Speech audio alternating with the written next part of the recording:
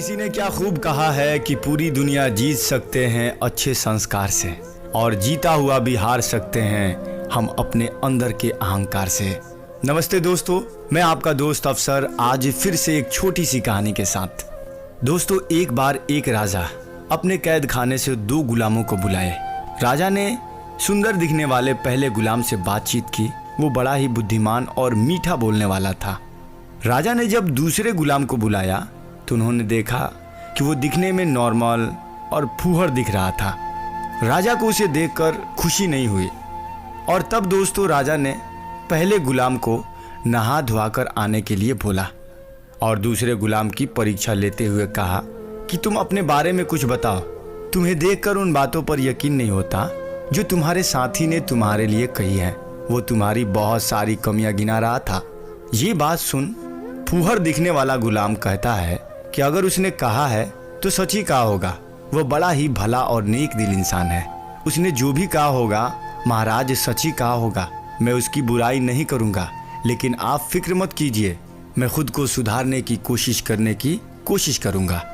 ये बात सुन राजा ने कई बार उसे उकसाने की कोशिश की, लेकिन उसने अपने साथी की बुराई नहीं की, केवल उसके बारे में अच्छाई गिनाता रहा। फिर राजा ने सुंदर दिखने वाले पहले गुलाम को बुलाया और इस गुलाम को जाने दिया। राजा ने सुंदर दिखने वाले गुलाम की बहुत सारी तारीफ करते हुए कहा कि पता नहीं तुम्हारे साथी को क्या हो गया था। जैसे ही तुम नहाने गए वो तुम्हारे पीठ पीछे सिर्फ तुम्हारी बुराई कर रहा था।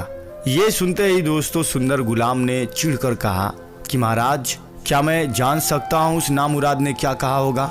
राजा ने कहा कि वो तुम्हें नीच बोल रहा था, दुगला बोल रहा था।